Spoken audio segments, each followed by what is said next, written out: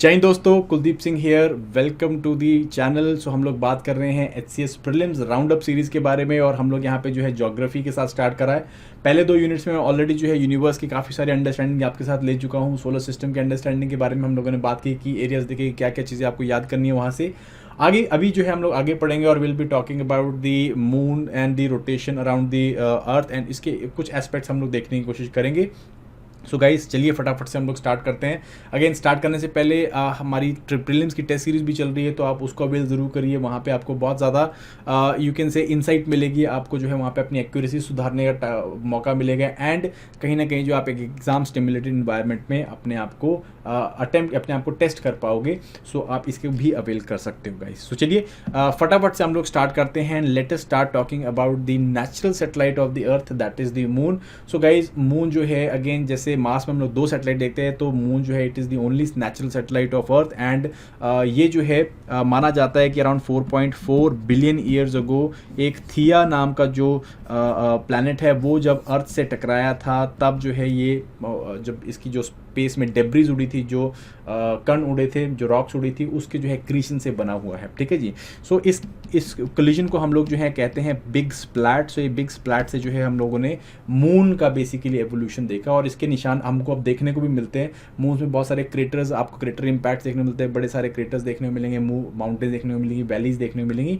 They are majorly because of और showing the impact of the meteoroid जब इसका जो है फॉर्मेशन प्रोसेस हुआ था गाइस। ठीक है। सो अगर हम ग्रेविटेशनल पुल की बात करें तो ऑलमोस्ट 1/6 ग्रेविटेशनल पुल देखने को मिलता है अर्थ से, ऑलमोस्ट 1/6 के आसपास में। सो अगर आप 60 किलो जो है धरती पे वे कर रहे हैं तो अराउंड 10 kg जो है वो आप मून में वे करेंगे, तो आप वहाँ से खुश हो सकते हैं कि हम लोग वेट लूज कर रहे हैं। बट एनीवेज सो 1/6 जो है आपको यहाँ पे ग्रेविटेशनल पुल देखने को मिलता है। और अगर मैं इसकी रेवोल्यूशन की बात करूँ अराउंड दी अर्थ, सो एक ये जो है इलिप्टिकल पाथ में अर्थ के आसपास में चक्कर लगा रहा है और ऑलमोस्ट 27 डेज जो है वो लेता है to complete a single revolution. ठीक है जी। So 27 days and like total जो है इट इज 27.3 इतने जो है दिन लेता है to revolve around the earth. Now एक बड़ा ही इंटरेस्टिंग फैक्ट जो आपको यहाँ पे देखने को मिलेगा वो है कि when moon is revolving around the earth, तो इसका जो खुद का रोटेशन है वो भी अराउंड 27.3 डेज का है एंड जो इसका रेवोल्यूशन का टाइम है वो भी 27 डेज के आसपास का है। सो इसके कारण क्या है, आपको जो है सिर्फ एक ही साइड मून की जो है वो विजिबल होती दिखेगी। आप यहाँ पे इस एनिमेशन में देख सकते हो, only one side of the moon is visible and second side जो है ये जो उसकी बैक साइड होती है वो कभी भी विजिबल नहीं होती, जिसको हम लोग dark side of the moon भी बोलते हैं गाइस। ठीक है जी। So again this is moon for us and अगर आपको यहाँ पे मुझे कुछ होमवर्क देना हो तो मैं आपको यहाँ पे बोलूँगा कि आप यहाँ पे डेफिनेटली सिड्रल मंथ एंड साइनोडोइक मंथ या साइनोडिक मंथ ये क्या होता है इसको आप जाके चेक करना। काफ़ी ज़्यादा जो है आपको फर्दर इंसाइट्स मिलेंगी रेवोल्यूशन के of moon around the earth. ठीक है जी। नाउ जब भी रेवोल्यूशन हो रहा है तो क्या होता है, कोई भी जो सैटेलाइट है जब या कोई भी सेलेस्टियल बॉडी जब दूसरी सेलेस्टियल बॉडी के आसपास में ऑर्बिट करती है तो एक एलिप्टिकल पाथ में करती है। ठीक है जी, केप्लर साहब ने बताया था। एंड ये जो है एक फार पॉइंट बनाता है, एक नियर पॉइंट बनाता है। तो मून के केस में जो है फार पॉइंट को हम लोग क्या बोलते हैं, this is called as apogee. So इस तरह से याद रखना है, A for apart, A for apogee and जो क्लोजेस्ट पॉइंट है इसे हम लोग पेरेगी बोलते हैं। ठीक है जी। सो जब भी मून जो है वो अपना एपोगी स्टेट में होगा या लाइक जब भी मून अपनी जो है पेरेगी स्टेट में होगा, बाय द वे जब भी इस तरह की पेरेगी स्टेट में होगा तो वो जो है क्या होता है, ऑलमोस्ट 14% जो है वो ज़्यादा बड़ा दिखता है as compare to the normal state या as compare to the apogee state. ठीक है जी। आप यहाँ पे देख सकते हो पेरेगी स्टेट में it is almost 14% bigger than the apogee state. And अगर ये जो है जो इसकी पेरेगी स्टेट है अगर वो फुल मून फेज में हुई, अभी हम आगे फेजेस करेंगे, अगर वो फुल मून फेज में हुई जिसमें जो चांद जो है पूरा दिख रहा होता है तो उसको हम लोग क्या बोलते हैं, इस प्रोसेस को हम लोग बोलते हैं सुपर मून। ठीक है जी। It is called as a super moon. Super moon के टाइम पे क्या होगा, 40% लार्ज तो दिख ही रहा है बट ऑलमोस्ट 30% ज़्यादा ब्राइट भी दिखता है। क्यों? Because it is full moon and यहाँ पे जो है क्या होता है, सारा मून जो है वो विजिबल है। ठीक है जी। सो फेजेस के बारे में बात कर रहे हैं तो मून के जो है ये फेजेस होते हैं आपके। ठीक है जी। सो जब भी ये जो है फार साइड में होगा, अर्थ एंड सन के फार साइड में होगा तो इसे फुल मून बोलते हैं या इस टाइम पे फुल मून फेज होता है। उसके बाद जो है धीरे धीरे क्या होता है, इसका जो फेज है या इसका जो मतलब कि जो ब्राइटनेस है या उसकी जो बेसिकली फेजेस हैं वो धीरे धीरे घटते रहते हैं, ठीक है। जैसे कि वेनिंग गिब्बियस है, जिसमें जो है क्या हो रहा है, जब धीरे धीरे जो है इसकी शाइन या ब्राइटनेस कम हो रही है, ठीक है। देन उसके बाद लास्ट क्वार्टर है, देन वेनिंग क्रिसेंट है, देन उसके बाद न्यू मून। जब मून जो है सन और अर्थ के बीच में होता है तभी जनरली जो है न्यू मून होगा, एंड जब फार साइड में होगा तो फुल मून होगा, ठीक है जी। देन उसके बाद फिर से जो है this is called as waxing crescent, then उसके बाद this is first quarter, and then this is gibbous. तो गिब्बियस का मतलब होता है ऑलमोस्ट फुल, ठीक है जी।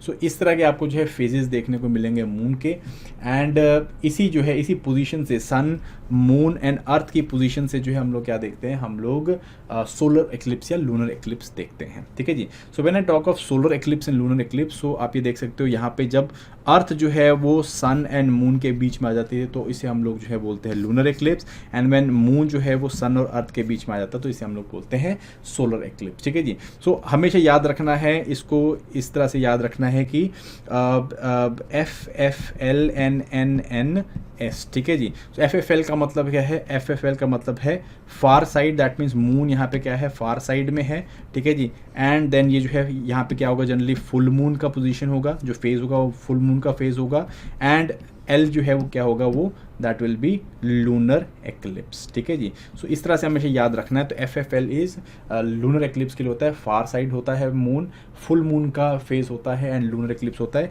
एंड NNS मतलब कि नियर मून है, नियर साइड में है, न्यू मून है, एंड यहाँ पे आपको सोलर एक्लिप्स देखने को मिल सकता है, ठीक है जी। तो इसका मतलब ये नहीं कि भाई हर फुल मून के टाइम पे आपको लूनर एक्लिप्स देखने को मिलेगा, हर न्यू मून के टाइम पे आपको सोलर एक्लिप्स देखने को मिलेगा, ऐसा नहीं होता है। क्यों? बिकॉज जो मून है वो अर्थ का, जो मून के साथ जो अर्थ का प्लेन है वो ऐसे सीधा नहीं है, वो ऐसे टिल्टेड है एट 5 डिग्रीज, ठीक है जी, 5 डिग्रीज में टिल्टेड है, जिसके कारण हर न्यू मून के टाइम पे आपको लूनर एक्लिप्स सोलर एक्लिप्स नहीं देखने को मिलेगा, और हर फुल मून के टाइम पे आपको लूनर एक्लिप्स देखने को नहीं मिलता है, ठीक है जी। सो जब भी कई बार क्या होता है, जब फुल लूनर एक्लिप्स होता है, लूनर एक्लिप्स के टाइम पे आपको जनरली जो है मून डार्क नहीं दिखेगा, बट आपको यहाँ पे रेडिश कलर का दिखेगा, ठीक है जी। इस तरह से रेडिश कलर का दिखेगा, मैं आपको यहाँ पे एनिमेशन दिखाता हूँ, तो इस तरह से आपको रेडिश कलर का दिखता है। सो ये रेडिश कलर का क्यों दिखता है, कमेंट बॉक्स में ज़रूर लिख के बताइएगा, वाई मून अपीयर्स रेड, ठीक है जी। इसे हम लोग कई बार ब्लड रेड मून भी बोल देते हैं, तो ऐसा क्यों होता है इसके बारे में ज़रूर लिखिएगा, आई होप आपको पता होगा, ठीक है जी। और यहाँ सर्च करके अपने पास लिख लीजिएगा, ठीक है जी। So this is basically your lunar eclipse, and this is basically your solar eclipse, ठीक है जी। जो full solar, partial solar eclipse तो काफ़ी जगहों में दिखता है, बट फुल सोलर एक्लिप्स जो है वो बहुत ही कम सेकेंड्स के लिए या बहुत ही कम मिनट्स के लिए दिखेगा, और बहुत ही कम एरिया में देखने को मिलेगा। क्यों? बिकॉज मून जो है comparative to sun it is very very small, so इस करके जो है वो बहुत ही कम एरिया में जो है कंप्लीट डार्कनेस लेके आता है, ठीक है जी। जबकि जो अर्थ है, जब अर्थ का शेडो आता है मून में इन लूनर एक्लिप्स, तो ये कई बार 2-3 घंटे तक भी लास्ट करता है, ठीक है कि नहीं। सो again this is solar and lunar eclipse, ठीक है। इन्हीं पोजीशन के कारण, सन मून एंड अर्थ की पोजीशन के कारण आपको एक और इंपॉर्टेंट फिनोमेना देखने को मिलता है, वो है टाइड्स का फिनोमेना, या जिसे हम लोग नॉर्मली ज्वार बोल देते हैं, ज्वार भाट, या basically it's called as tides, ठीक है जी।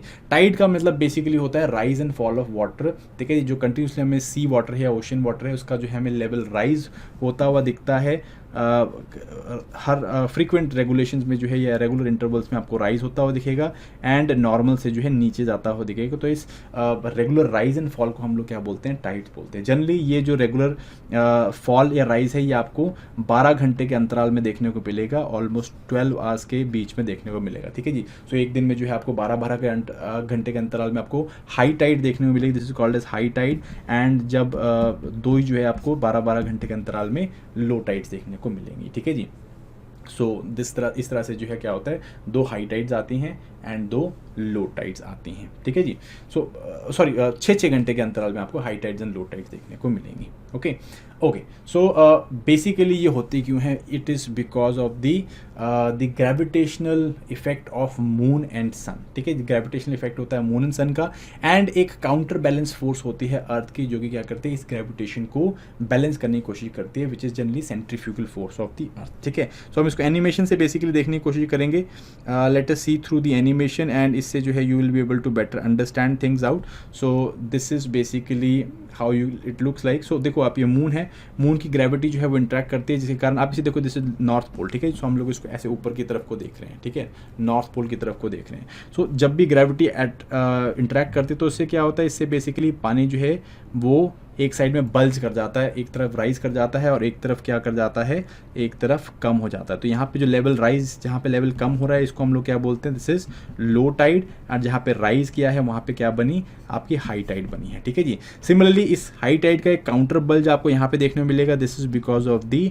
Centrifugal force of the earth और simply the counter balancing force of the earth. And इसके कारण जो है यहाँ पे भी आपको क्या देखने को मिलेगा, यहाँ पे आपको लो टाइड देखने को मिलेगी. ठीक है जी. सो एक टाइम पे जो है आपको एक दो जगह हाई टाइड देखने को मिल रही है, यहाँ पे एंड दो जगह जो है आपको क्या देखने को मिलेगी, लो टाइड देखने को मिलेगी. यहाँ पे आप देख सकते हो कंटिन्यूसली, यहाँ पे आपको हाई राइज होता हुआ दिख रहा है एंड यहाँ पे इसका काउंटर बल्ज हो रहा है एंड यहाँ पे आपको जो है टाइड जो है वो लो होती हुई दिख रही है. मीन्स यहाँ पे लेवल जो है वो राइज हो रहा है एंड यहाँ पे जो है लेवल वो क्या हो रहा है, फॉल हो रहा है. Low tide and high Tide.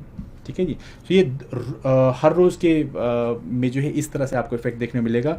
ये नॉर्थ पोल है एंड अर्थ क्या कर रही है, कंटिन्यूसली बेसिकली रोटेट कर रही है. ठीक है जी, वेस्ट टू ईस्ट रोटेट कर रही है एंड इससे क्या होगा, इससे जो है कंटिन्यूसली एक जगह में जो है हाई टाइड देखने को मिलेगी, उसके बाद फिर लो टाइड आएगी, फिर हाई टाइड आएगी, फिर लो टाइड आएगी. सो दो हाई टाइड्स एंड दो लो टाइड जो है आपको देखने को मिलती हैं. ठीक है जी. आप यहाँ पे देख सकते हो, अब जो है इस तरह से लाइक काउंटर क्लॉकवाइज रोटेशन हो रहा है और हम लेटेस्ट से हम एक्स पोजीशन में बैठे हैं.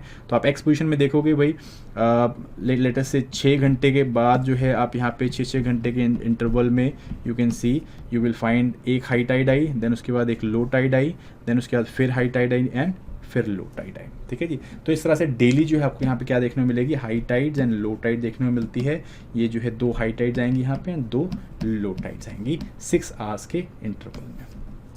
Okay, now when I talk of the tides, तो यहाँ पे जो है हम लोग मून का जो है अगेन मेन ग्रेविटेशनल फोर्स जो है मून का रहता है because it is closer to the earth, but sun भी जो है इसमें रोल प्ले करता है. और सन का जो है मून का इंट्रैक्शन कैसे देखने को मिलेगा आपको, देखो अगेन इस तरह से आप नीचे एनिमेशन में देख सकते हो कि भाई जब मून जो है अपने फुल मून की जगह में होता है या फिर जो है न्यू मून की जगह में होता है, सॉरी फुल मून की जगह में या फिर न्यू मून की जगह में होता है, तो यहाँ पे आपको कंपैरेटिवली हाइयर टाइड देखने को मिलेंगे. ठीक है जी. जैसे आप ये देख सकते हैं नॉर्मल टाइड से ज़्यादा बड़ी टाइड्स आ रही हैं. ठीक है जी.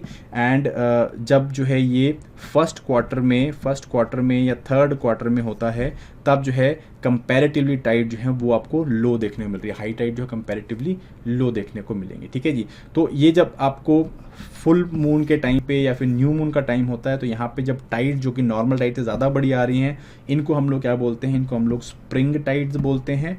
एंड सिमिलरली जब first quarter and third quarter के टाइम पे जो हाई टाइड्स है कंपैरेटिवली कम आती हैं, तो इनको हम लोग क्या बोलते हैं, दे आर कॉल्ड एज नीप टाइड्स. ठीक है जी.